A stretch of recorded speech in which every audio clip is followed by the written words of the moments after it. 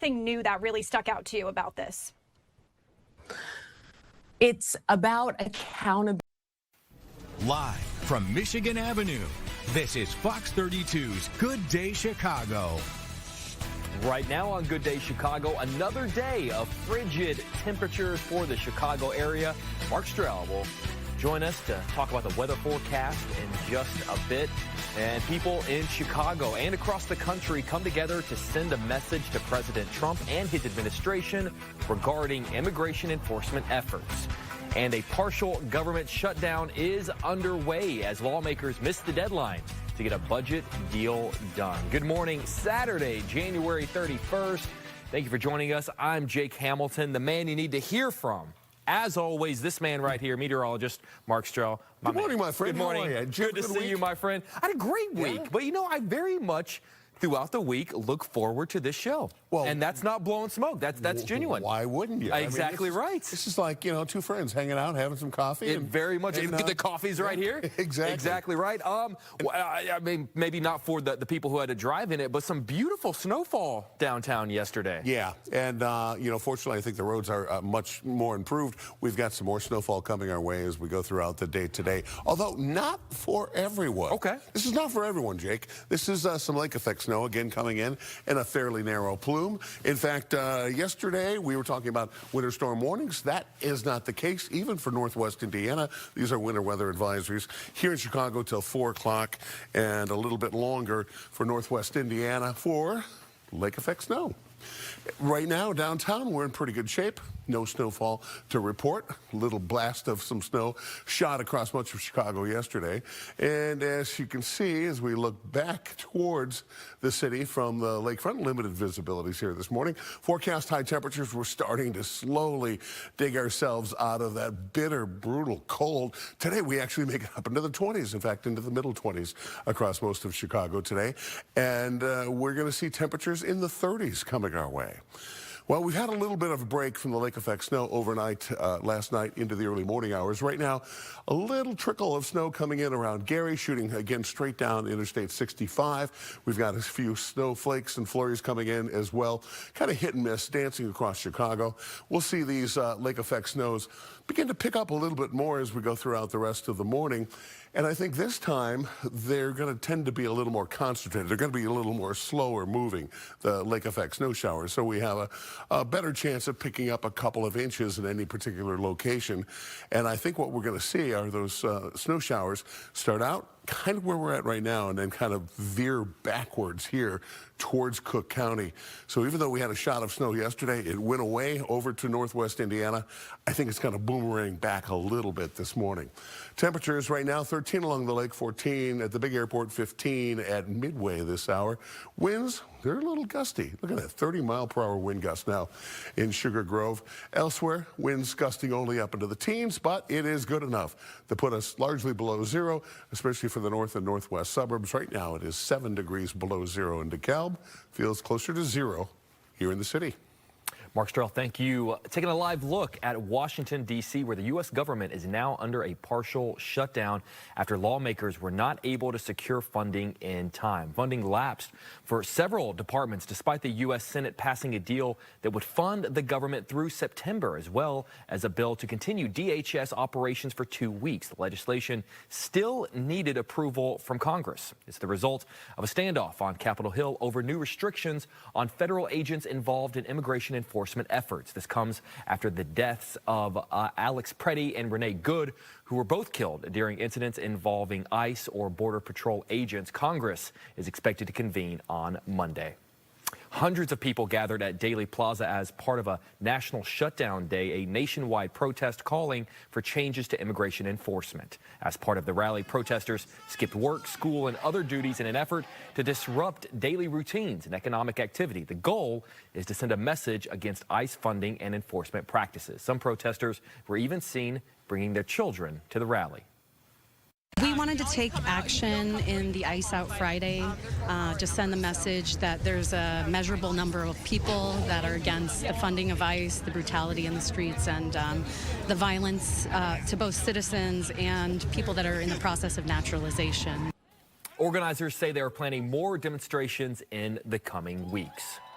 A man was sentenced to 65 years in prison for a murder in Chinatown. A jury found Alfonso Joyner guilty back in October, almost 4 years ago. Woom Sing Si was walking to get a newspaper when Joyner shot him 26 times. Prosecutors say they never figured out why. They called it a random act of violence. Harvey's City Council is meeting Monday night to pick a new mayor following the death of Christopher Clark. The city announced his death on Friday. Clark was a father and grandfather. Sources say Clark had been in and out of the hospital for the last 6 weeks. The city hasn't said what he died from. He ran Harvey since 2019. 6 alderpersons will choose someone to serve out the rest of his term. That is about 2 more years. Several elected officials put out statements, many calling Clark a devoted public servant and a dear friend, including Dalton Mayor Jason House. He said Clark's life of service should keep inspiring people who choose public leadership.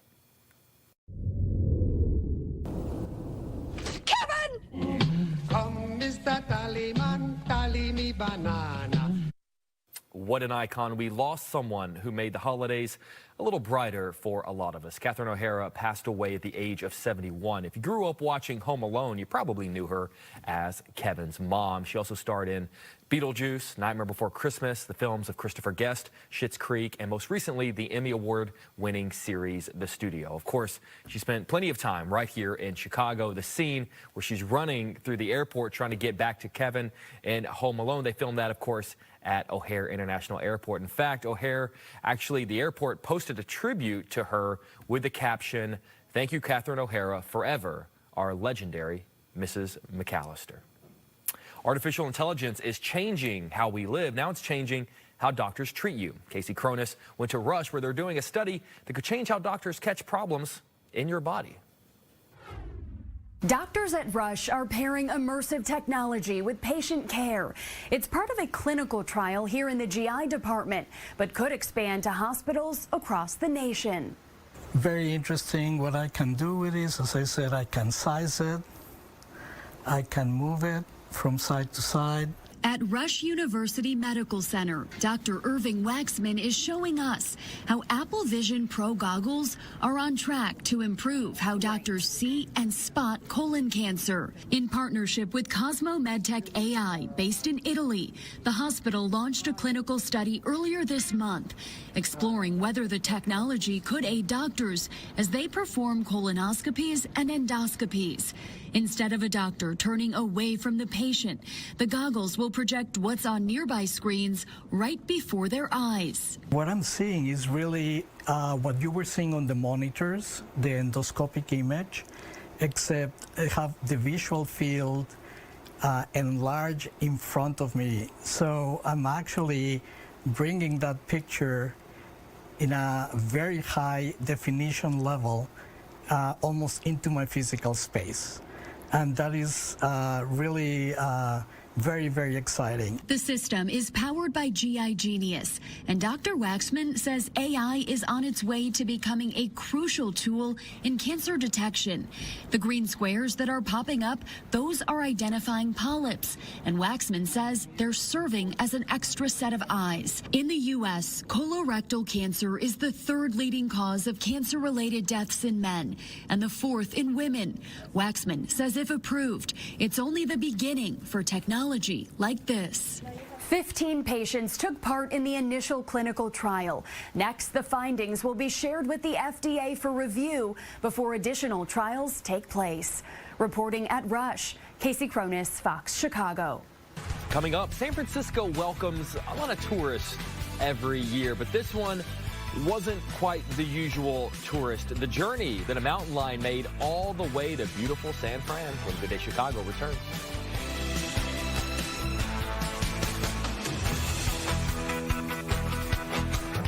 Ghirardelli Caramel and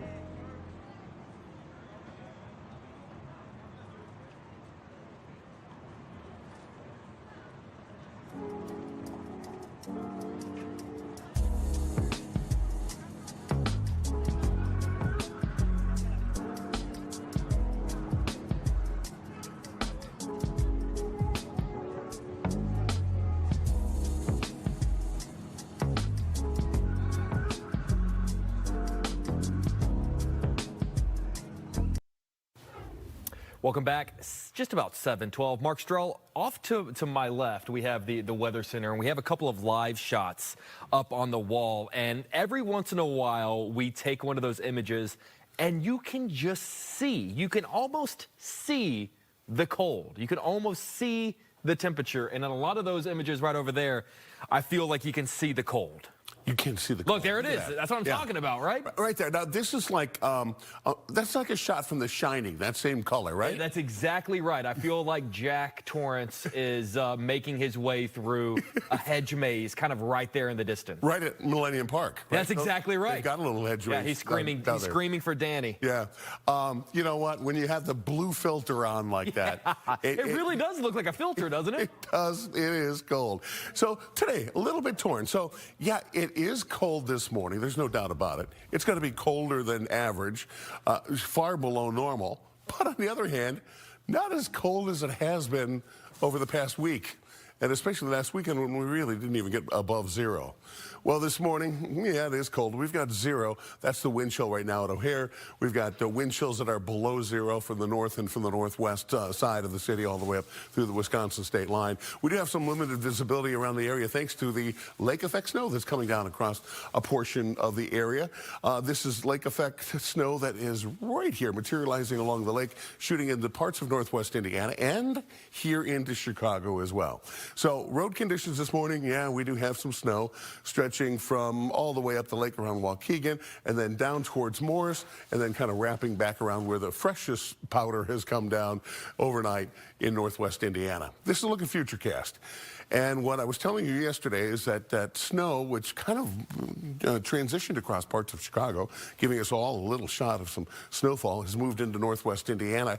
Now the trend is going to be for it to kind of oscillate back a little closer to Cook County, a little closer to Chicago.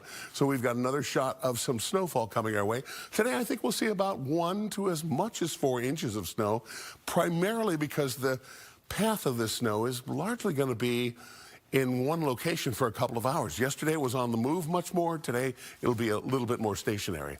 As we go through the rest of the weekend, we're pretty quiet and dry until we get to Sunday night. There's another shot of some snowfall there. And we're not the only ones seeing snowfall. Some snow out over the high plains and some significant snowfall in the southeast here this morning, Jake. You know what? It's snuggle weather, Mark Strell. It is indeed. Was that an offer? Yeah, always, always, my friend. This is pretty interesting. Artificial intelligence is now being used to help people find missing pets. And that technology has helped a man in the Phoenix Valley reunite with his dog. Fox's Nicole Christine has more. Well, this success story involves a dog owner in Surprise, his service dog Lainey, and the use of Ring's new search party function. The company says this function is helping to save 1 dog a day. Lainey is a special dog. Kurt Laketon-Tritt says his service dog Lainey is very smart, maybe at times too smart. Recently, Kurt let Lainey out early in the morning into his fenced-in backyard, only to find that yard empty minutes later. Called for her, went out back, and then realized that the garbage can was knocked over and she had jumped the fence. Kurt says he posted about her going missing and also utilized the search party function on his Ring security camera. Ring's founder, Jamie Siminoff, explains how the AI-based search party tech works.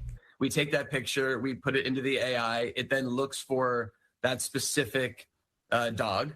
And if we find it on your house, it's like, Nicole, like this dog, you know, the picture looks like this dog in front of your house. Do you want to contact your neighbor? Kurt says the use of the technology took a terrible day and gave it a happy ending. It was terrifying, just those hours. So having extra eyes, extra people being able to see and notify us when they saw her really helped.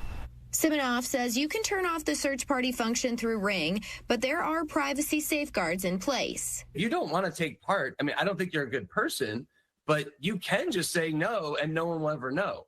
Kurt says as a veteran who thinks a lot about privacy, he understands concerns, but he believes any pet owner will be grateful this tool exists. Feeling the terror of losing her, wanting any additional help, that concern went right out the window.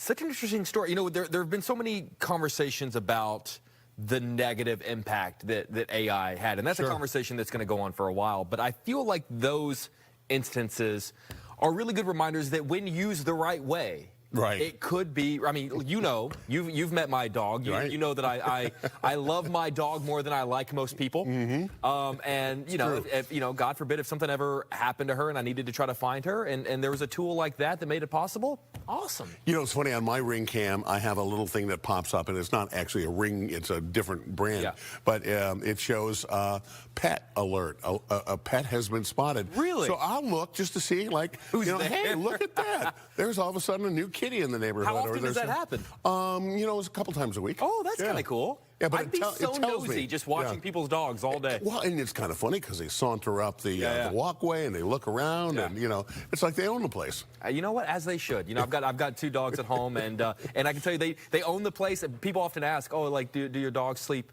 in the bed with you? And I go, no, I sleep in their bed. Yeah. And it's their bed, and I just sleep in You have the hierarchy correct. Exactly right. Out west, animal control captures a young mountain lion seen roaming the streets of San Francisco. It was spotted early Monday morning, was captured on Tuesday. Officials had to use a tranquilizer on the 78-pound animal. It was evaluated, deemed healthy, and released far out into the wild. Officials say the 2-year-old male mountain lion traveled, get this, at least 40 miles. No one hurt in the incident.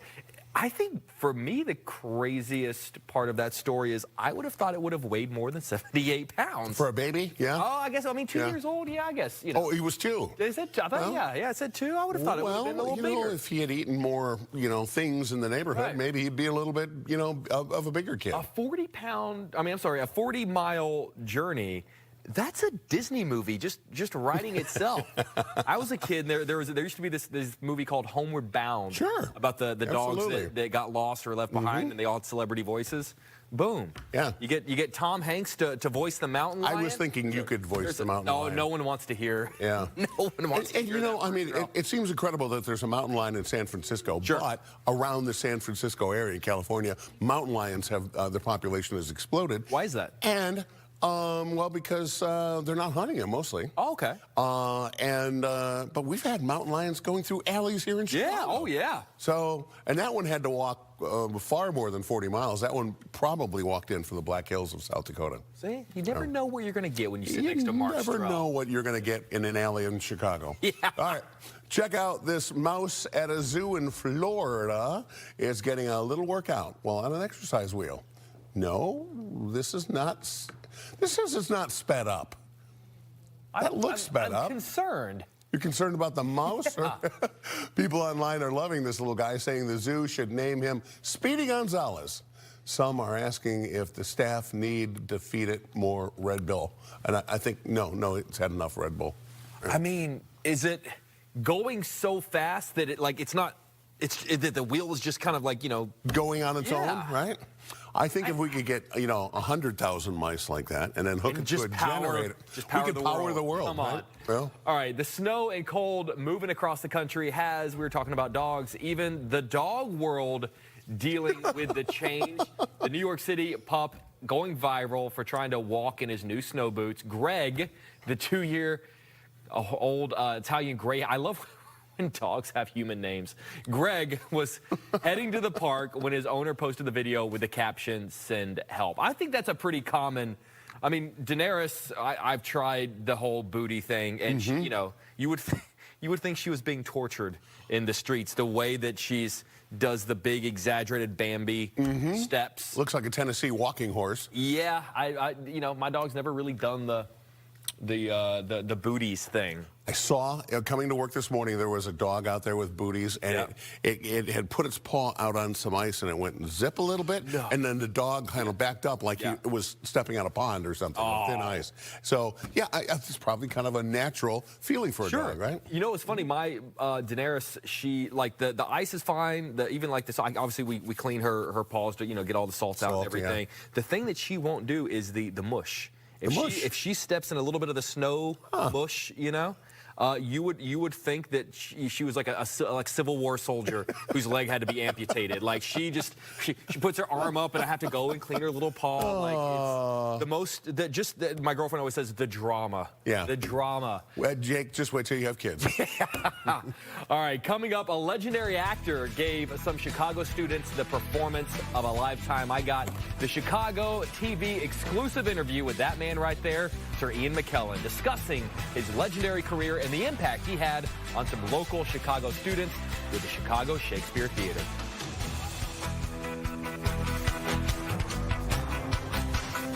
Stream Fox 32 News.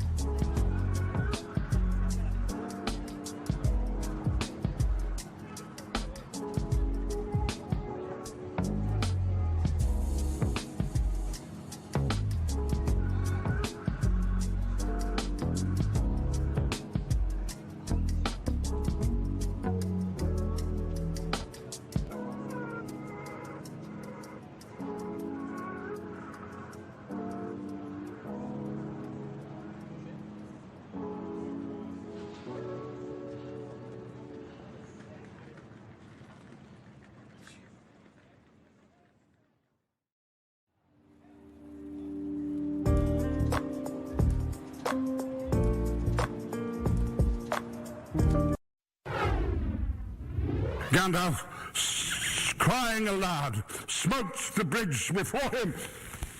You shall not pass! One of the most iconic actors of all time was in Chicago over the past few days and gave some local Chicago students the performance of a lifetime. Sir Ian McKellen, stage and film actor, the star of movies like The Lord of the Rings and X-Men, took to the stage at the Chicago Shakespeare Theater for a sold-out performance last night where he looked back over his incredible 65-year career.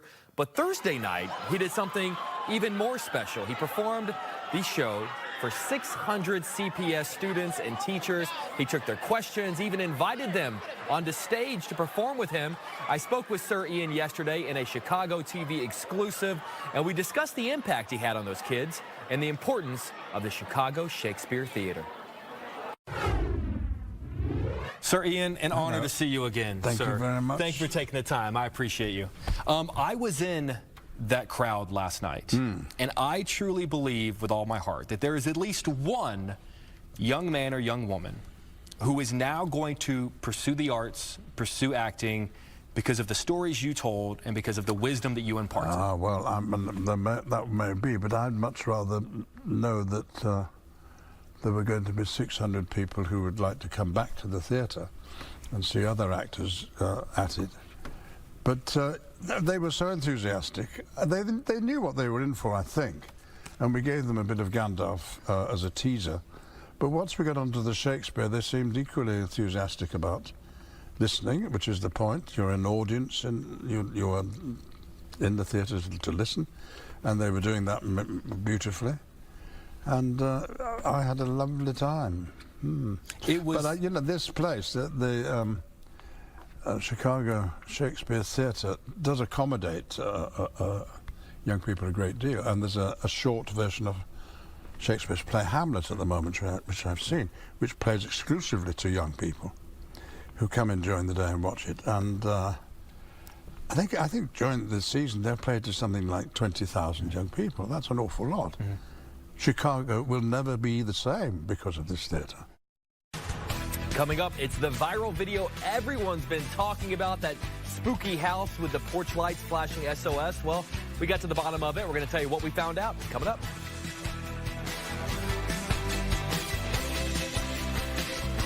Your side.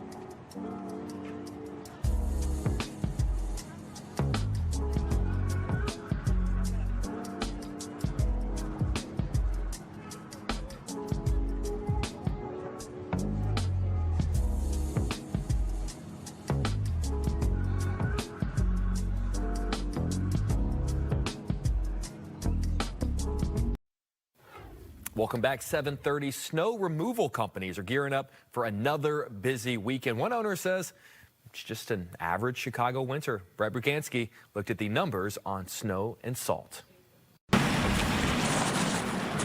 They're shoveling, plowing, and scraping. We just got to make sure the patrons, don't slip and fall.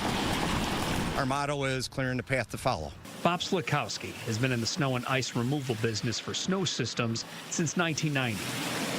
His crews have been averaging between 15 and 20 sites a day, and this weekend could be another busy one. It's going to be touch and go through here through the evening, and then it'll give us a little break. Not much of a break after more winter storms and last weekend's sub-zero temperatures. When does it get to become dangerous for your crew?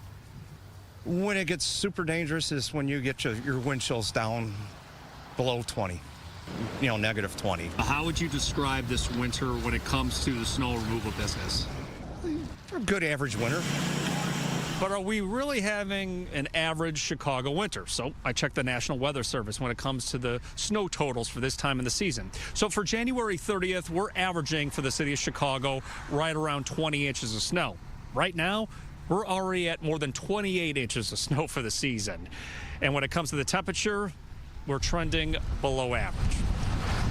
Slitkowski did describe the last 2 winters. On the thin side. But speaking of thin, when it gets to this, unfortunately, everyone's out of salt. Winter storms are hitting other parts of the country, which caused a nationwide salt shortage. What factored into depleting our salt was those other markets. Indiana, Kentucky, Tennessee, they were pulling salt out of Chicago. They're now paying more than double than what they usually pay. We have to be careful how much salt we put down. You got to use the quantities you have. It does impact us a little bit, but we do have supplies on hand. As we close January and get ready for what February brings us, Slitkowski is urging you to always stay aware, especially when you're walking on unshoveled sidewalks. Walk like a penguin. Don't slip and fall on the ice. Brett Bagansky, Fox Chicago. Mark Strell, look at that. Okay, look at this shot. It looks like there's a blue filter on it. And this is a really bad time to admit that I have, in the last few days, my girlfriend and I, we just moved, and I have lost my earmuffs and I've lost my scarf. I don't know where they are. All I know is that I'm cold. You've lost your mittens. I've lost it. I've lost everything. And so, I got a couple of purchases to make because something tells me that it's not going to get warm and balmy anytime soon. Not anytime soon. Although I got to tell you, we're going back to the 30s pretty soon. Aren't we getting more daylight every day? Like I saw something the other day that yesterday was the first day this year where the sunset was after 5 p.m. Isn't that nice? That's honestly, I want the light more than the warmth. Walk towards the light, Jake. That's what we're talking about as always we go back towards spring. We will see some more light coming up tomorrow, some more sunlight. Today, however, a mix at best, but I think we're going to see more clouds than anything else. Temperatures topping out in the 20s, which is, considerably better than where we were. All right, the cold air right here, concentrated from Chicago and all the way down into the deep south. But watch what happens as we head towards Sunday and even into Monday and Tuesday. We start to slide into a little bit more of a zonal flow, again, from the northwest zone into our zone here, which means temperatures are going to tend to go back to more normal conditions. We're going to be closer to the upper 20s and into the low 30s, which is a little bit of a break. So today, lake effect snow in some areas. Temperatures today topping out in the mid-20s. Tonight, we're back down pretty close to where we were this morning, where we are this morning. Temperatures hovering about 10 degrees, which is better than below zero.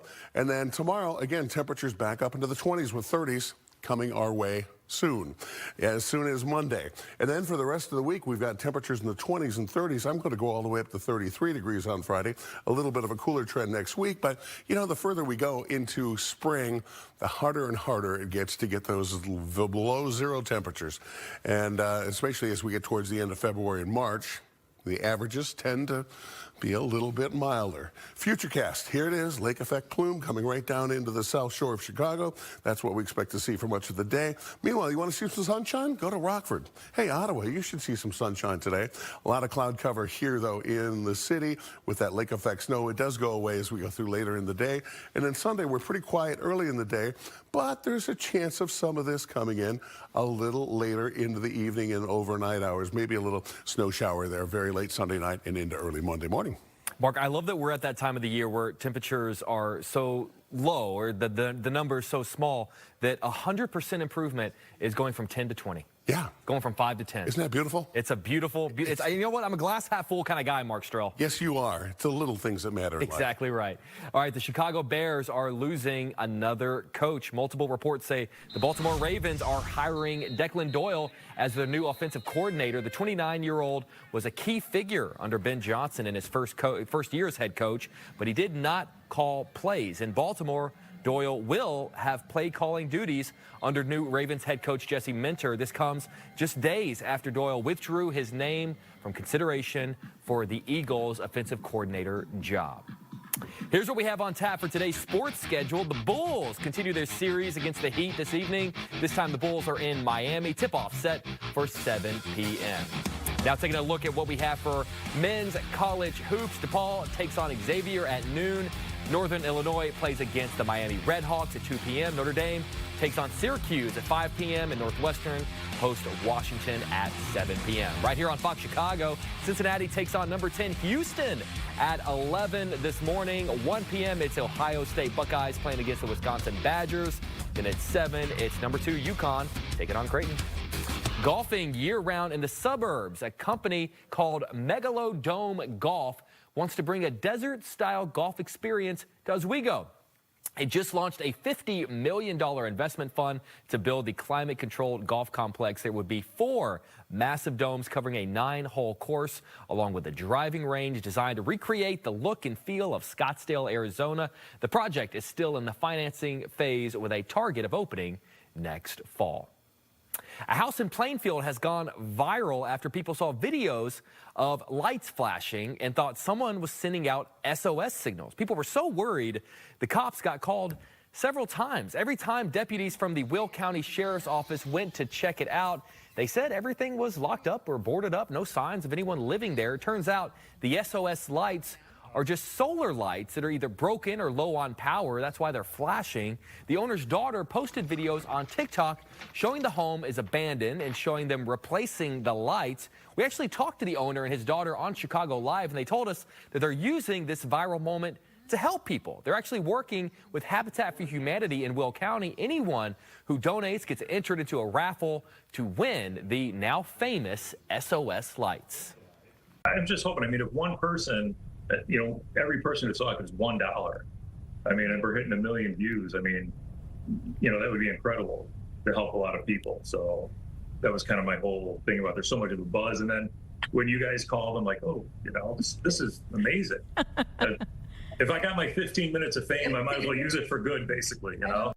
Love that. They are taking donations through February 6th. They're going to announce the winner on the 7th. Coming up, a new big screen romance is about to heat up the box office. I'm going to sit down to talk with actors Margot Robbie and Jacob Elordi to talk about their new movie, Wuthering Heights, when Good Day Chicago returns.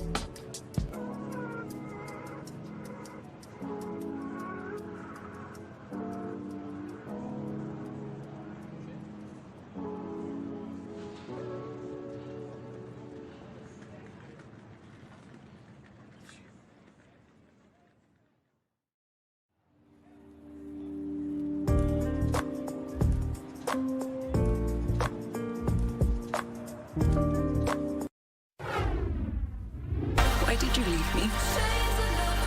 Why did you betray your own heart?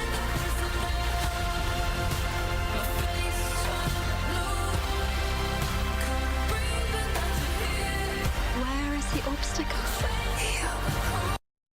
A steamy new big screen romance is set to heat up the box office when Wuthering Heights opens in theaters on Valentine's Day weekend. I had the chance to sit down with Margot Robbie and Jacob Elordi to talk about the new movie, and we had to start out talking about, honestly, what everyone's going to be talking about when they see that movie, the sex scenes. But according to Margot and Jacob, shooting those scenes is not quite as sexy as you might think it is. Do you want me to stop? As long as they've been a part of cinema history, sex scenes, I think, have fascinated audiences. And I think it's because a lot of people have a difficult time wrapping their brain around what it would take to shoot something intimate kind of with a stranger in front of a lot of people. I'd love to know from your perspective, what do you think is the biggest misconception audiences have about what it takes to pull off a scene like that on the day? I think audiences don't realize how many people are on a set and how close everyone is to each other. I think it looks, hopefully, like a very intimate moment between your characters that you're watching, but really 3 feet that way is your grip and your camera operator and your spark, and like it's just like it's a lot of people. It's also kind of no different to choreographing a fight scene or a dance sequence. It's super technical, depending on, especially the scene where it's not a sex scene, but where I'm on top of you with my hands. That's choreographed because the lens in that kind of light, you only have this much space to move. So what you do has to fit in the frame and work with the lighting. So it's a super technical thing, you know. So kiss me and let us both be damned. This image is about to be on the walls of it. To me, honest to God, it feels like a generational poster in the way that the Titanic poster was. What we wanted it to be like something that people would be like, I actually want to buy that poster and put it have it on the wall. Because I know they have days where like you shoot the poster image and stuff. Can you walk me through like the shooting of that image? So we were looking at the Gone with the Wind poster, and look, we're like, wouldn't it be great if we, that we were going for this golden age Hollywood sort of thing. And I feel like in golden age Hollywood films, every time they kiss, it's like she falls into his arm and they're like this, and Clark Gable or whoever it is. So we were kind of going for that old Hollywood Mario feeling. made pina coladas I did make pina coladas that day. in the morning, so we had pina coladas for We had breakfast. pina coladas for breakfast, and then we did our poster And then we shoot. did that. How long does something like that? Like, how many different takes are you guys doing? Like, is it a Couple is it of a- Pina setups. coladas. Three pina three coladas. pina coladas Yeah, worth. yeah, yeah. So about 10 minutes. Yeah. About 10 minutes. Okay, if you don't want a pina colada for breakfast, we got something else. Coming up, if you're looking for something sweet this Valentine's Day, we've got just the thing for you. We're going to talk with the folks over at Stan's Donuts about how they're going to help you out this Valentine's Day.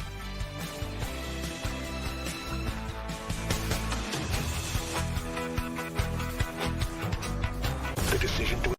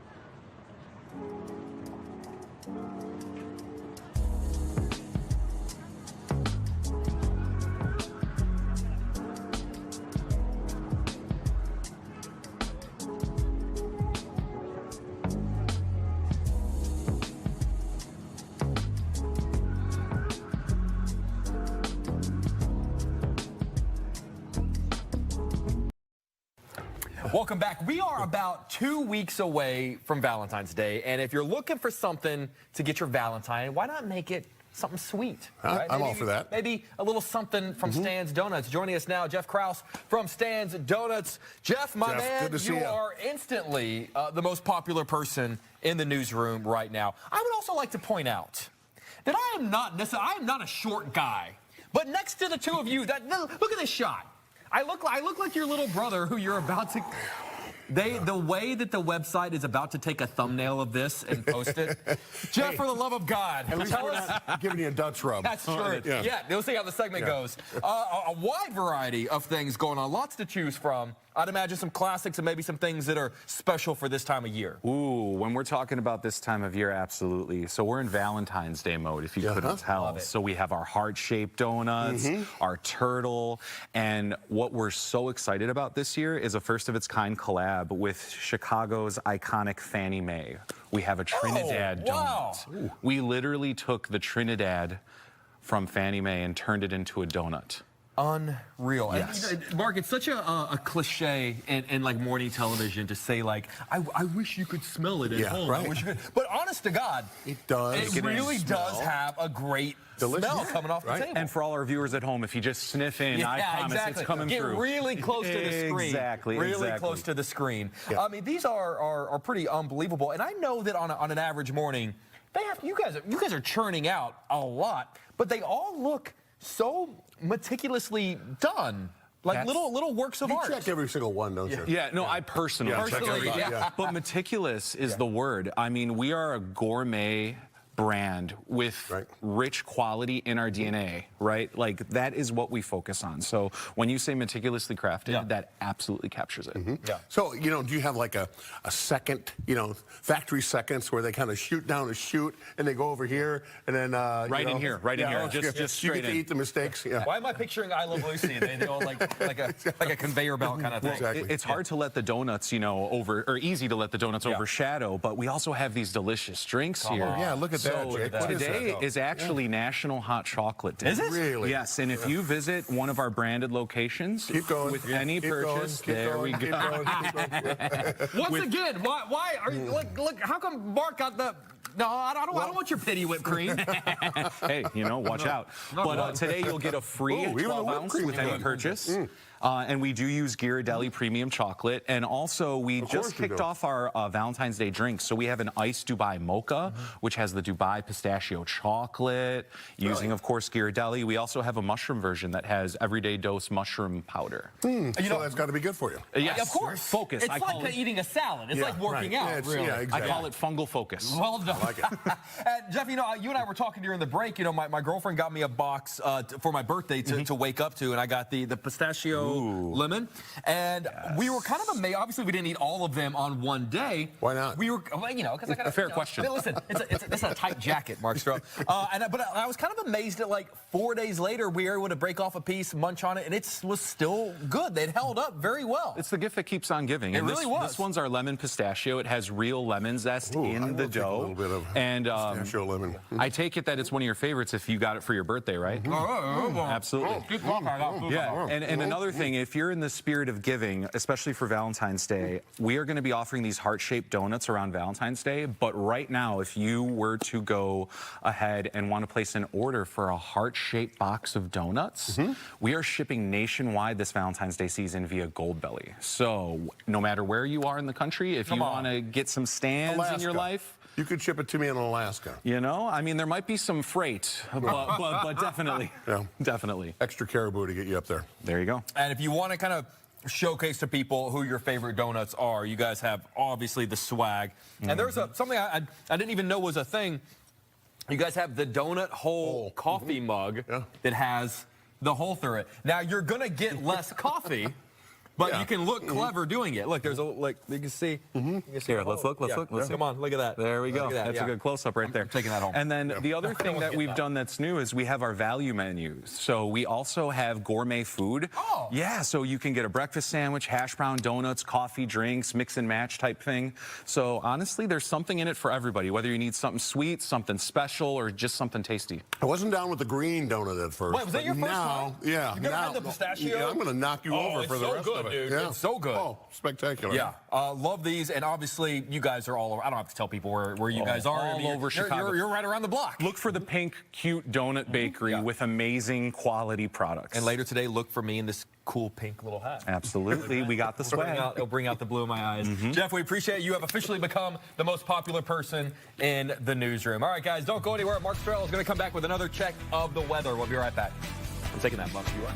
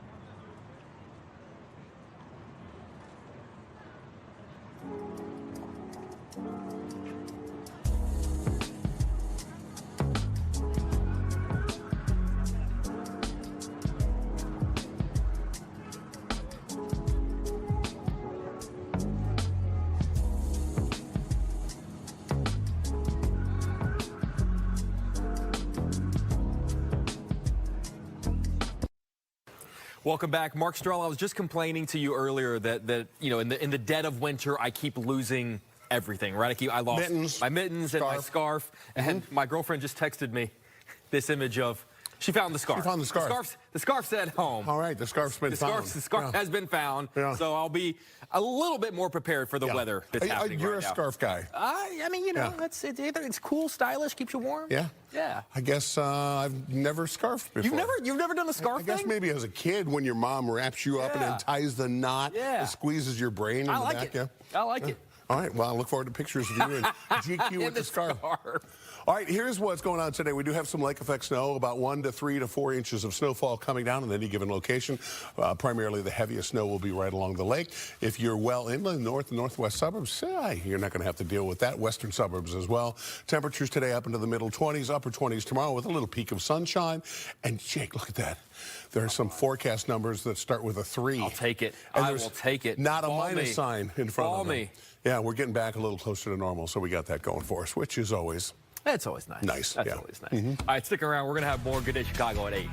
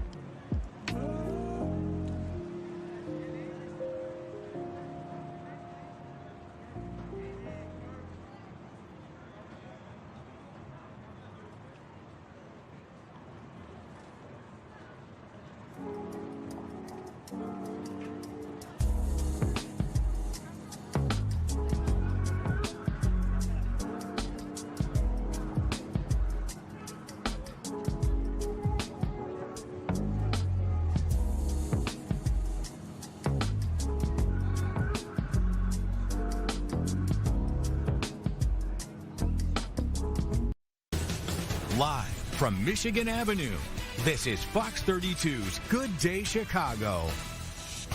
Right now on Good Day Chicago, another day of frigid temperatures for the Chicago area. Mark Strell can have more on the weather forecast in just a bit. And people in Chicago and across the country come together to send a message to President Trump and his administration regarding immigration enforcement efforts. Plus, a partial government shutdown is underway as lawmakers miss the deadline to get a budget deal done. Good morning, Saturday, January 31st. Thank you for joining us this morning. I'm Jake Hamilton. This is Mark Strell. Is it just me? I feel like January, it's the last day of January. It felt 6 months long. It felt like a very 6 long, months. Yeah, time to slow down. Very, a 6X factor long for you, huh? month. Yeah, just a lot of things going on, and the winters. You know, we've had a winter. Yeah. And I thought you were going to start breaking into poetry. No, the not winter quite. of our discontent. No, not quite. Yeah. But yeah, it's been a January, hasn't it? I'm happy to throw this one into the books. Very much so. And push on. Exactly right. Even if February is not pleasant. Sure. It's only got shorter. 28 days. Exactly right. Yeah, that's what I'm looking forward to. All right, today we do have some winter weather. This is lake effect snow, so it will not be affecting all of us. The most impacted communities will be those neighborhoods right along the shoreline. There's a winter weather advisory posted till 4 o'clock here in Chicago, until 6 o'clock in northwest Indiana. And we expect to see, again, a little pop of snowfall coming in off the lake. Right now, things are pretty quiet downtown the Loop as we look at a mostly frozen Chicago River. Visibility halfway decent as we look down the lake, and we can actually see the city skyline, which will at times be blotted out, perhaps by that snowfall, has been over the last 18, 20 hours or so, as that little plume of lake effect snow has kind of blasted parts of the shoreline. Forecast high temperatures today. Let's go mid-20s here in Chicago.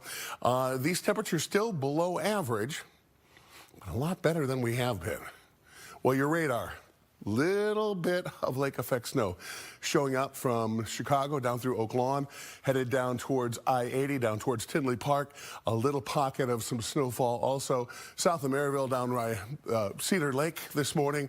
We're going to continue to monitor this for you, and I expect to see this area expand as we go through the morning and into the afternoon. Thank you, Mark. Taking a live look at Washington, D.C., where the U.S. government is now under a partial shutdown after lawmakers were not able to secure funding in time. Funding lapsed for several departments despite the U.S. Senate passing a deal that would fund the government through September, as well as a bill to continue DHS operations for 2 weeks. The legislation still needed approval from Congress. It is the result of a standoff on Capitol Hill over new restrictions on federal agents involved in immigration enforcement efforts. This comes after the deaths of Alex Preddy and Renee Good, who were both killed during incidents involving ICE or Border Patrol agents. Congress is expected to convene on Monday. Hundreds of people gathered at Daley Plaza as part of a national shutdown day, a nationwide protest calling for changes to immigration enforcement. As part of the rally, protesters skipped work, school, and other duties in an effort to disrupt daily routines and economic activity. The goal is to send a message against ICE funding and enforcement practices. Some protesters were even seen bringing their children to the rally. We wanted to take action in the ICE Out Friday to send the message that there's a measurable number of people that are against the funding of ICE, the brutality in the streets, and the violence to both citizens and people that are in the process of naturalization. Organizers say they are planning more demonstrations in the coming weeks.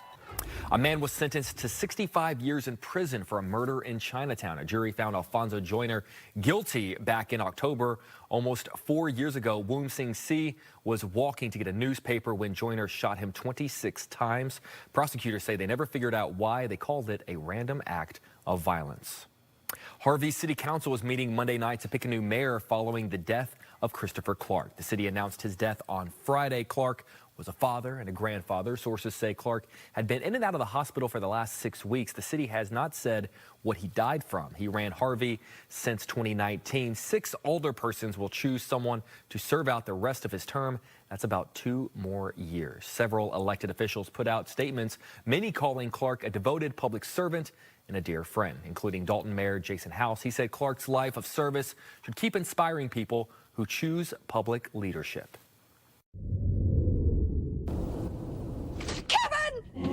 Come, Mr. Tallyman, tally me banana. What a legend. We lost someone who made the holidays a little brighter for a lot of us. Catherine O'Hara passed away at the age of 71. If you grew up watching Home Alone, of course, you know her as Kevin's mom. She also starred in Beetlejuice, The Nightmare Before Christmas, the films of Christopher Guest, Schitt's Creek, and most recently, the Emmy Award-winning series The Studio. Of course, she spent plenty of time here in Chicago. Of course, a scene where the whole family is running through the airport trying to make the plane on time. And Home Alone, they filmed that at O'Hare. And in fact, actually, O'Hare posted a tribute to her with the caption, "Thank you, Catherine O'Hara, forever our legendary Mrs. McAllister." Artificial intelligence is changing how we live. Now it's changing how doctors treat you. Casey Cronus went to Rush, where they were doing a study that could change how doctors actually catch problems in your body. Doctors at Rush are pairing immersive technology with patient care. It's part of a clinical trial here in the GI department, but could expand to hospitals across the nation. Very interesting. What I can do with this, as I said, I can size it, I can move it from side to side. At Rush University Medical Center, Dr. Irving Waxman is showing us how Apple Vision Pro goggles are on track to improve how doctors see and spot colon cancer. In partnership with Cosmo MedTech AI, based in Italy, the hospital launched a clinical study earlier this month, exploring whether the technology could aid doctors as they perform colonoscopies and endoscopies.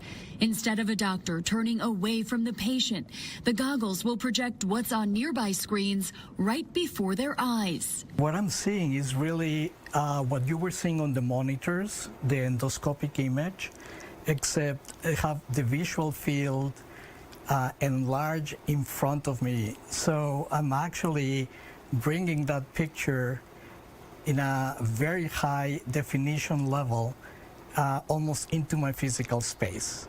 And that is really very, very exciting. The system is powered by GI Genius, and Dr. Waxman says AI is on its way to becoming a crucial tool in cancer detection. The green squares that are popping up, those are identifying polyps, and Waxman says they're serving as an extra set of eyes. In the U.S., colorectal cancer is the third leading cause of cancer-related deaths in men, and the fourth in women. Waxman says if approved, it's only the beginning for technology like this. 15 patients took part in the initial clinical trial. Next, the findings will be shared with the FDA for review before additional trials take place. Reporting at Rush, Casey Cronus, Fox Chicago. Coming up, you may have seen him jumping into Lake Michigan. We're going to have Dan O'Connor, also known as the Great Lake Jumper. He's going to join us live in just a little bit. Come on back. Welcome to Bass.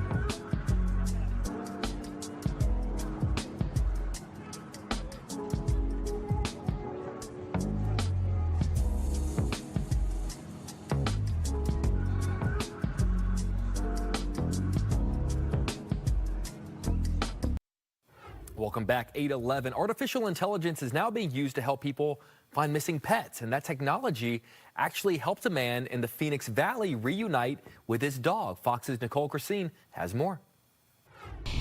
Well, this success story involves a dog owner in Surprise, his service dog Lainey, and the use of Ring's new search party function.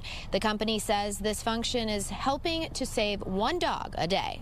Lainey is a special dog. Kurt Laketon-Tritt says his service dog Lainey is very smart, maybe at times too smart. Recently, Kurt let Lainey out early in the morning into his fenced-in backyard, only to find that yard empty minutes later. Called for her, went out back, and then realized that the garbage can was knocked over and she had jumped the fence. Kurt says he posted about her going missing and also utilized the search party function on his Ring security camera. Ring's founder, Jamie Siminoff, explains how the AI-based search party tech works. We take that picture, we put it into the AI, it then looks for that specific dog.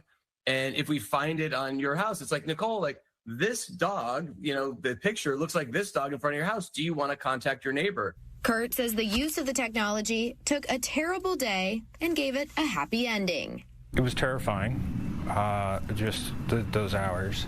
So having extra eyes, extra people being able to see and notify us when they saw her really helped.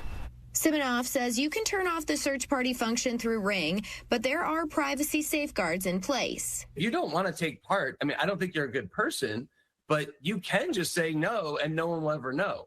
Kurt says as a veteran who thinks a lot about privacy, he understands concerns, but he believes any pet owner will be grateful this tool exists. Feeling the terror of losing her, wanting any additional help, that concern went right out the window. Mark Stroh, we have a guest coming up in just a couple of minutes I'm very excited to speak with. And as a little teaser, I'll ask you the question, what do you think the water temperature is in Lake Michigan right now? I think we're in the 30s. I'll check for you for sure, but we're in the, I think, upper 30s. How would you feel jumping into the lake? Well, that wind chill, not necessarily even jumping. It's safe to assume the water temperature is actually probably warmer than what it actually feels like outside. Certainly last weekend it was, right? Yeah. And you and I have done this before, right? We have. You and I have done to support Special Olympics Illinois.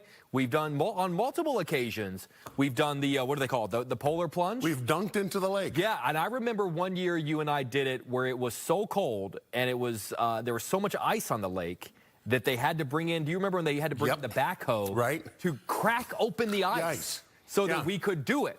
But it raised a lot of money for Special Olympics Illinois, and for that, I was happy to do it. And that was the year you screamed like a little girl, right? That's just what I scream like, to be honest with you. That's just my scream. It is so cold that it actually feels like it burns. I often tell people, because people have asked me what it feels like. For me, I always say it actually like takes your breath away and almost freezes you for a second. I've gone back and watched videos of us doing it, and you really do just feel paralyzed for like 5 seconds. And the voice goes up about 14 octaves. Yes, it does. As well. Yeah. Yes, it does. The way we're being wrapped right now. Yes. Go to weather, Mark. All right. Here's that's what we're talking about, right? We're talking about weather. We're talking about the lake. We're talking about jumping in the lake. We're talking about the lake producing some weather. This is what's going on here. We've got some lake effect snow. We'll expect to see that expand in some coverage as we go throughout later in the day. Most of this not reaching the ground. What I showed you there before, that was really the core, the concentrated area of snowfall. But we do have some of that snow aloft in the upper part of the atmosphere. 15 along the lake shore. Air temperature 15 degrees right now. 16 at O'Hare, 16 degrees at Midway, is 12 at Woodstock. Winds, they've been gusting this morning in some locations. They've been gusting up into the 20s. But notice how the wind comes together in this little line right here that's concentrated right down towards Gary. This is basically the winds coming together to form that plume of lake effect snow. And as long as we have that convergence of winds along with a couple of other things going on in the atmosphere, we'll see that snow begin to fire up, be built, be made in the atmosphere, pretty much at around 3,000 to 4,000 feet in the atmosphere, and then shoot here into the shoreline. Wind chill this morning, -1. At Woodstock, it's 1 below 0 in DeKalb this hour. It's 1 below 0 in Morris and also Kankakee and in Rensselaer. Well, a little fog on the lens. That's from some snowfall that's been coming down here this morning from time to time. Still some lake effect snows, the downwind lake effect snow belts. But you notice it's tapered off a little bit up to our north. So we'll expect to see this continue throughout the morning into the afternoon before that pattern weakens and things quiet down as we go towards the late afternoon and the evening. Mark, could you grab like a cloth and go wipe off that, I'll be up there like camera? Just exactly right. Yeah. I'm so excited about this. So for years, one man takes time out of his day to jump into Lake Michigan. He's always fun to chat with. And today he is actually joining us live on Good Day. I'm talking about, of course, Dan O'Connor. Dan, you're near Montrose Beach right now. How are you feeling, sir? I'm feeling great. Saturday morning, ready to start the day. So for people who maybe have never seen you do this before, can you sort of give us the cliff notes on how long you've been doing this and really where this came from? Because you do this every day, right?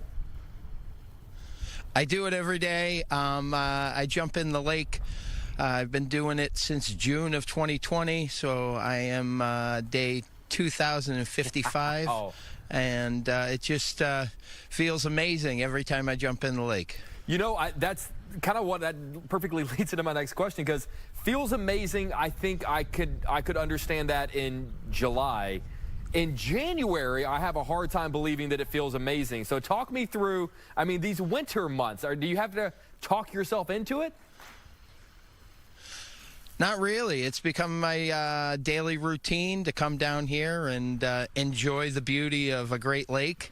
And just, you know, I've been doing it for so long. It's, you know, it really is an amazing full body rush, and just you feel electrified and you feel alive. And I started this during the pandemic, and we all needed positives and, you know, just kind of things that were going to make us feel good. You know, we're seeing some video right now of different times that you're doing it. And in some of the videos, it looks like you have some people jumping in with you. So have you kind of almost convinced other people to join you on this daily adventure? You know, I've convinced my kids to jump in with me once in a while, but I think a lot of other people rediscovered the lakefront of Chicago in the last 5 years, and so there is a steady group of people who are down here enjoying the water, and you know, some people are jumping in, some people are climbing down the ladder and staying in for, you know, 3 to 5 minutes at times, and you know, I'm more of dive in, jump in, flip in, and get back to the ladder and out. You know, I am kind of in awe at your commitment to this. You mentioned the number of days that you're into this, and it's in the thousands. Is there ever a morning where you wake up and think, I just don't want to do it today? Not really. You know, like I said, it's been such a positive in my life, and just the mental clarity that it gives. You come down here, the serenity of the lake, and when, you know, like today where I'm out here by myself, and it's really calming, and you know, I know that it's a dangerous situation and that I need to wipe everything else away and concentrate on getting in and getting out.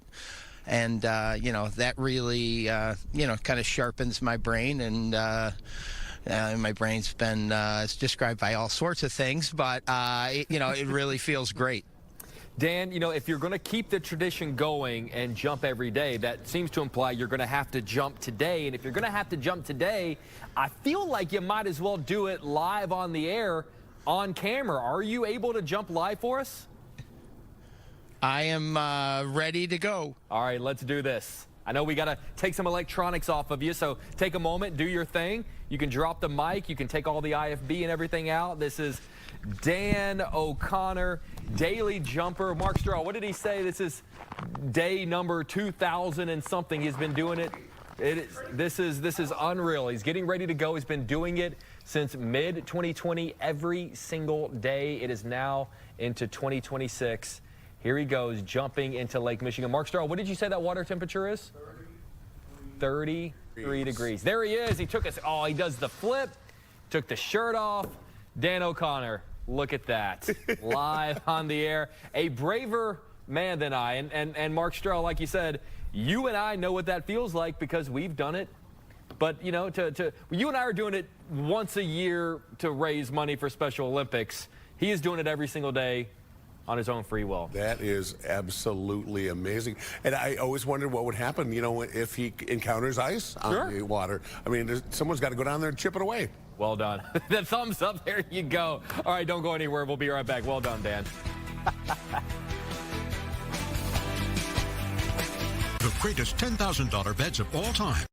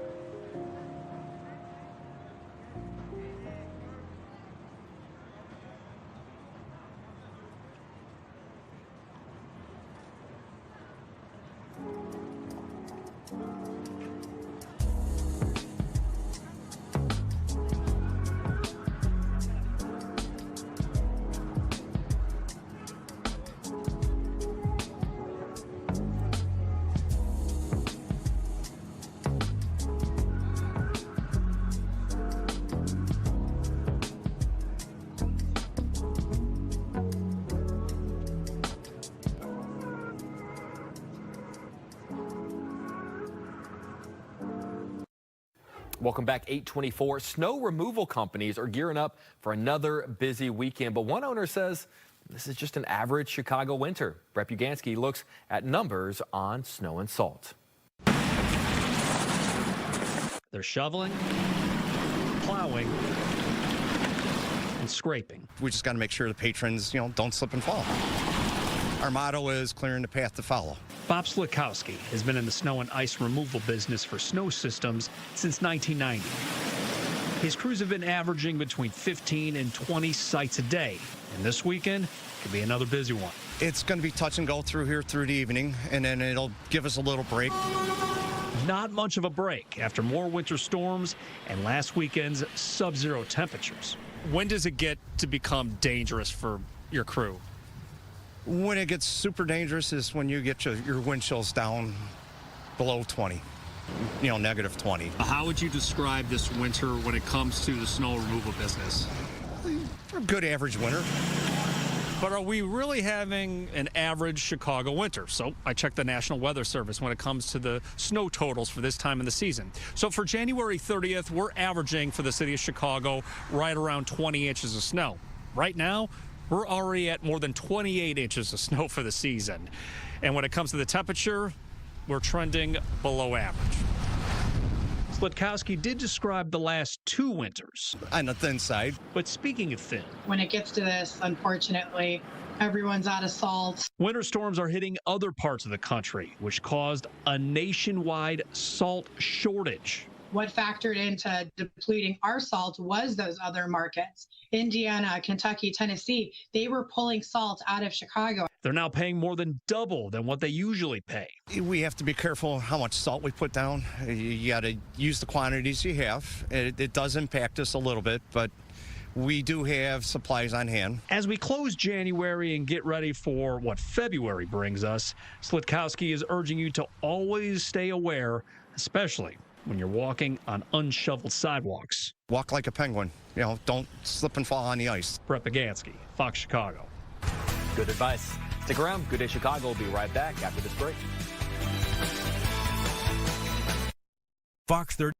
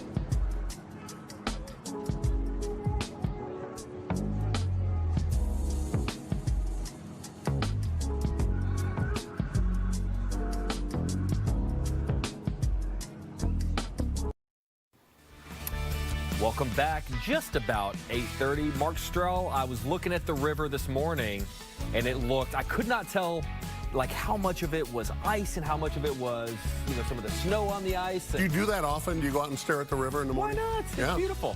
But better than jumping in the river. Exactly right. As long as I'm on the dry side of it, then I'm happy about it. But well, you saw that picture there, and any estimates right there? And you're a trained journalistic eye. What are we talking? Estimates of what? Of ice coverage on the river. Oh, that's a good question. Like a percentage-wise? Yeah. You brought it up, my friend. You brought it up. 70%. You know, it's funny. I was thinking the same thing. Yeah? Yeah. All right. Great minds. That's what I'm talking about. All right, speaking of ice, we've got a little bit of snowy conditions on the roadways. Now, the temperatures today approaching the low and mid-20s. I think we're starting to get back into that area where ice is a little more effective on the roadways. And most of the snowfall we're talking about is fairly light. I'm forecasting about 1 to 3 to 4 inches, the heaviest snowfall coming down right along the lakeshore. But be careful, if you're caught in that zone of lake effect snow, you know, we could have some problems again. But this is the area that has experienced some snowfall here over the last 18 hours or so here in Chicago. Futurecast. I showed you this little feature right here where the winds are converging along the lake, and this is kind of the axis of that lake effect snow. Let's take you through Futurecast and show you, again, as we go 9 into 10, this is the area that we'll be seeing that snow and then kind of shooting right along the lake. Now, this is not set in stone. Even if this wobbles 8 or 9 miles, it means either a near miss or a direct hit right along the lakefront. But either way, we're focusing on the shores of Lake Michigan and the Loop, which has seen some lake effect snow here over the last week or so. But this is the area. It finally winds down as we go towards the later afternoon. It starts to lose its oomph, and really the conditions are going to start to deteriorate that set this situation up to begin with. Then as we head towards Sunday night, maybe a passing snow shower or two. Monday, we're in pretty good shape, and those temperatures by the time we get to Monday, we're going to start to see them a little closer to 30 degrees. And we've got upper 20s and low 30s for most of the rest of the week. Snowfall, if you're doing any traveling across the upper Midwest, you'll see some snowfall Minnesota into Iowa. And yeah, we've had some snowfall in the south and southeast, some pretty significant snowfall across the Carolinas all the way down towards Georgia. And Jake, the thing that's unusual about this snowfall is not uncommon to have snow in the higher elevations of the Appalachians, but this snowfall going right down to the water's edge along the Atlantic Ocean. Wow, I bet that's a sight. Yeah, you can have a snowman maybe on the Outer Banks. I'd love to see it. All right, guys, the Chicago Bears losing another coach. Multiple reports say the Baltimore Ravens are hiring Declan Doyle as their new offensive coordinator. The 29-year-old was a key figure under Ben Johnson in his first year as head coach, but he did not call plays. In Baltimore, Doyle will have play-calling duties under new Ravens head coach Jesse Minter. This comes just days after Doyle withdrew his name from consideration for the Eagles' OC job. Here's what we have on tap for today's sports schedule. The Bulls are going to continue their series against the Heat this evening. This time, the Bulls are in Miami. Tip-off set for 7 p.m. Now taking a look at what we have for men's college hoops. DePaul takes on Xavier at noon. Northern Illinois plays against the Miami Redhawks at 2 p.m. Notre Dame takes on Syracuse at 5 p.m. And Northwestern hosts Washington at 7 p.m. Right here on Fox Chicago. Cincinnati takes on number 10 Houston at 11 this morning. 1 p.m. it's the Ohio State Buckeyes playing against the Wisconsin Badgers. Then at 7, it's number 2 UConn taking on Creighton. Golfing year-round in the suburbs, a company called Megalodome Golf wants to bring a desert-style golf experience to Oswego. It just launched a $50 million investment fund to build the climate-controlled golf complex. There would be 4 massive domes covering a 9-hole course along with a driving range designed to recreate the look and feel of Scottsdale, Arizona. The project is still in the financing phase with a target of opening next fall. A house in Plainfield has been blowing up online. It's gone viral. People saw videos of lights flashing and thought someone was sending out SOS signals. People were so worried that the cops ended up being called out several times. Every time deputies from the Will County Sheriff's Office went out to check it out, they said everything was locked or boarded up, no signs of anyone even living there. It turns out the SOS lights are just solar lights that are either broken or low on power. That's why they're flashing. The owner's daughter posted videos on TikTok showing the home is abandoned and showing them replacing the lights. And we actually talked with the owner and his daughter on Chicago Live. They told us that they're using this viral moment to help people. They're working with Habitat for Humanity in Will County. Anyone who donates gets entered into a raffle to win those famous SOS lights. I'm just hoping, if one person, every person who saw it was $1. And we're hitting 1 million views. That would be incredible to help a lot of people. So that was kind of my whole thing about there's so much of a buzz. And then when you guys called, I'm like, oh, this is amazing. If I got my 15 minutes of fame, I might as well use it for good, basically, They're taking donations through February 6th. They're going to announce the winner on the 7th. Gandalf, crying aloud, smote the bridge before him. You shall not pass! One of the most iconic actors of all time was in Chicago over the past few days and gave some local Chicago students the performance of a lifetime. Sir Ian McKellen, stage and film actor, the star of movies like The Lord of the Rings and X-Men, took to the stage at the Chicago Shakespeare Theater for a sold-out performance last night where he looked back over his incredible 65-year career. But Thursday night, he did something even more special. He performed that show for 600 CPS students and teachers. He took their questions, even invited them on stage to perform with him. And I spoke with Sir Ian yesterday in a Chicago TV exclusive, and we discussed the impact he had on those kids and the importance of the Chicago Shakespeare Theater. Sir Ian, an honor to see you again, Thank you very much. Thank you for taking the time. I appreciate you.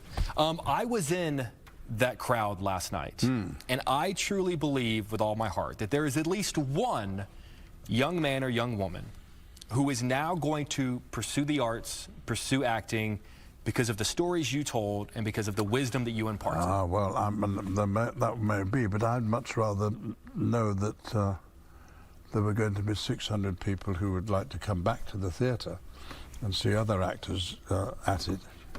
But they were so enthusiastic. They knew what they were in for, I think, and we gave them a bit of Gandalf as a teaser. But once we got onto the Shakespeare, they seemed equally enthusiastic about listening, which is the point. You're an audience, and you are in the theatre to listen, and they were doing that beautifully. And I had a lovely time. It was, but you know, this place, the Chicago Shakespeare Theatre, does accommodate young people a great deal, and there's a short version of Shakespeare's play Hamlet at the moment, which I've seen, which plays exclusively to young people who come in during the day and watch it. And I think during the season they've played to something like 20,000 young people. That's an awful lot. Chicago will never be the same because of this theatre. Not sure how you can celebrate Mardi Gras this year. Coming up, we got some folks. They're going to help you out. We'll tell you more coming up. No matter how you start.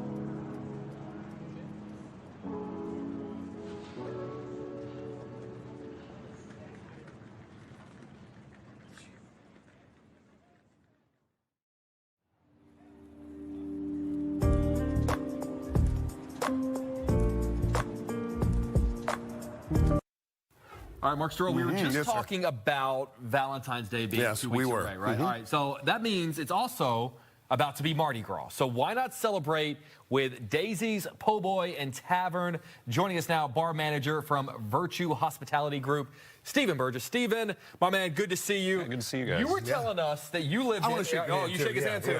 I mean, if you can do it, I can do it too. Exactly right. You were telling us that you lived in New Orleans for about 15 years. I did, about a decade and a half. I think it's safe to say you probably learned a thing or two while you were down there. Definitely. I mean, and I would say that, honestly, I think they're doing it right at Daisy's. Yep. I think that really, honestly, if you can't be in New Orleans for Mardi Gras, I think being at Daisy's Po' Boy is the best option for you, especially if you're in Chicago. And you can kind of taste, you know, the local cuisine, you know, the cuisine and the ambiance and the vibes, and it all can be made in a glass. So what are some of the things that you're going to be looking at today? Fantastic. So up front here we do have a really lovely Pellegrino cocktail. It's nice and refreshing, but we're really going to focus on our Mardi Gras punch, right? So this is the nice thing about a punch is that it's accessible to people, and the real key for drinking during Mardi Gras is making something that's easy to carry. Sure. Right. It's going to be, you don't need a bunch of mixers. It's something that you can hand out to other people. Something that's really shareable. I like carrying is sharing. Yeah, I like that. Go ahead, mix it up, and let's see how this works. Great. So we're going to start with a nice heavy pour of coconut rum. Now, I got to ask, as you're making this, because I'm going to ask questions while you're putting this together, I do want to know, obviously, you know, from the perspective of the person who's going to be making the drinks, I'd imagine you also kind of want to craft a drink that if 30 people are going to order it in a 10-minute span, you want to be able to knock these out fairly quickly. You definitely want to be able to do that. And I think that's fun about a punch is you can make them at home beforehand. You can make them at the bar beforehand. You can do anything necessary to kind of get yourself prepared and set up for success, because you wake up with a hangover, you want to go to the next parade. That's exactly right. You know, that's so that's kind of the tradition. What are some of the mixers and everything? Yeah, absolutely. So I started with coconut rum, and then we moved on to a little peach schnapps, just this little fruity flavor, and then we had kind of a smattering of juices. We have orange juice and pineapple, and then I'm going to touch it up with a little bit of lime, and then when I add the ice, we're going to actually top it off with a little homemade grenadine.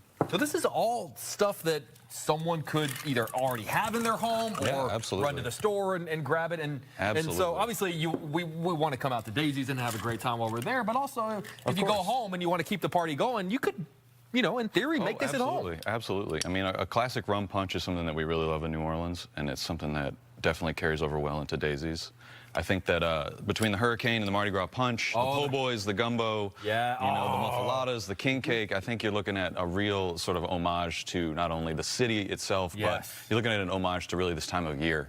And these things we carry all year round. And we were just saying, I was telling you, I'm originally from Southeast Texas, and so I grew up with a lot of sort of the Mardi Gras festivities and you know, Cajun food and stuff like that. And not a lot of choice. So like Daisy's is a real sort of treat to have in our area, because you're saying it's hard to recreate that environment. It really is, because it really comes from the culture. It really is about the people and the hospitality and all of the other things that you can drink on that side. Okay, cool. Yeah. Thank you, Mark. All the other things that sort of surround that tradition. And that's really where the food comes from. You know, it's not about it being complicated. It's about it being high quality and about the love that goes into it. Well, speaking of the food and Mardi Gras, the king cakes are such a quintessential part of this time of year. So maybe for someone who's never really experienced or doesn't know what that is, can you sort of, you know, give us the Cliff Notes version?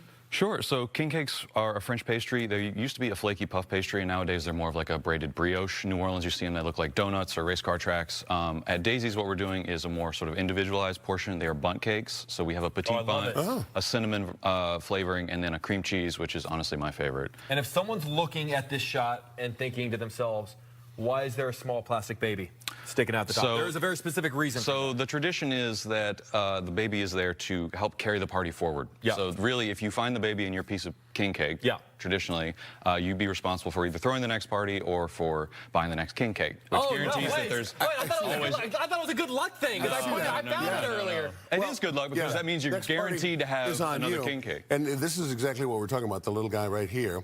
But I always thought this has to be responsible for many trips to the emergency room. You know, someone that doesn't know. If you get to the end of your king cake and there has been no baby, then you might have a problem. You might have a problem. Someone has a problem. There was a king cake. And I would like to say at Daisy's, if you do find a baby in your king cake, we donate a meal to a family in need. That is awesome. there's a definite win in it. That's very cool. nice. Where can people come out to Daisy's and find you guys and have a good time? Because obviously, outside of Mardi Gras, there's a lot of fun to be had. Yeah, obviously. So we're going to be in Hyde Park. We're located next to our sister restaurant, Virtue, and Cantina Rosa. That whole block is just sort of Virtue hospitality fun. Daisy's is open 5 days a week. And we offer really a lot of this, and aside from the king cakes, you know, the gumbo, po' boys, muffaladas, all those traditional things, and then the lovely cocktails that we make, we really carry throughout the year. Because again, the spot is an homage to not only New Orleans, but Carnival specifically. Love that. And live music and I mean, like, yeah, absolutely. There's a party vibe. Yeah, and we'll be doing brass band on Fat Tuesday itself, which will be a lot of fun. I think that, you know, I've heard some of the brass bands in Chicago. I know that they're legit. Yes. You know, it definitely feels like Mardi Gras when you're in that building and you're listening to that band and you're enjoying this food and enjoying all those festivities. All right, well, Mark and I are heading out there, my man. Good to see you. Good to see you. All right, guys, don't go anywhere. Mark Stroh is going to have a final check of the weather forecast when we come back. Sponsored by Four Seasons, your trusted local.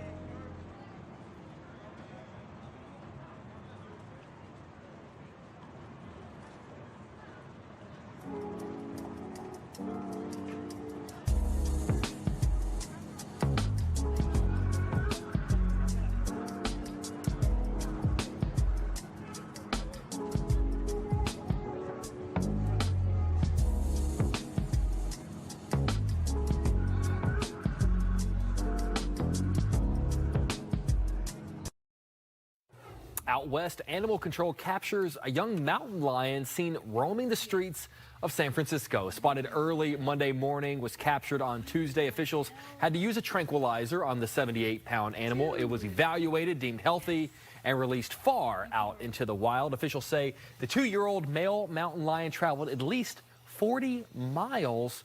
No one was hurt in the incident. You think he woke up after the tranquilizer wore off and thought, really? I just walked 40 miles and you put me back? I was going down to the wharf. I've heard good things about the fish down there. I wanted to see Alcatraz. I'm back here in the forest. You know, what's going on here? Yeah. That poor guy. Yeah, you know, we tranquilized him. As well we should. Sure. Can you imagine? Something tells me he wasn't going to go quietly. How did they do this before they had tranquilizers? Exactly right. It's like, Ralph, you're going to go in there, you're going to pull the mountain lion out. The person they liked least, the lowest on the totem pole, was the one that they got picked to do it. We'll give you some gloves. Check out this mouse at a zoo in Florida. It's getting a little workout on the exercise wheel. And now they say this is not sped up, which looks crazy to me. People online are loving this guy, saying the zoo should name him Speedy Gonzales after the cartoon. Some are asking the staff defeated Red Bull. I don't think they need to. It's already going fast enough. Again, I'm a little worried about. I mean, I feel like everyone's looking at this and laughing. I'm like, is he okay? Like that feels like a little too fast. Yeah, a little too frenetic. Yeah. It's almost like the wheel is going to spin off Exactly and then right. roll down into the tiger cage. Yeah, and then that's a whole other segment. That's not the Disney movie that you were really we don't want to do that. about. Yeah. All right, the snow and the cold moving across the country even has the dog world dealing with the change. Take a look at this. New York City pup going viral for trying to walk in his new snow boots. That's Greg. He's a 2-year-old Italian greyhound heading to the park when his owner posted this video with the caption, "Send help." The dog's probably thinking, seriously, like, Dad, come, like, look, I'm already humiliated, and now you're recording it. And now you're putting it out there for the world to see. Poor dude. Well, you pointed out that people are naming their dogs people names now, like Greg and Tim and Bob. Do you think that's like a girlfriend, like a boyfriend that she broke up with? Like, hey, your name is now Greg. I don't think anyone wants to name their pet after an ex. Yeah. Like the pet is something that you're supposed to don't want to be reminded of. You want to love the unless you're that stalker boyfriend girlfriend. That's a whole other segment, Mark Strell. We don't have 8 minutes left in the show. We don't have time to get into that. You know something about this, huh? A family in New York gets creative with their snow removal. Instead of waiting for the snowplow to arrive, they made good use of an old mattress.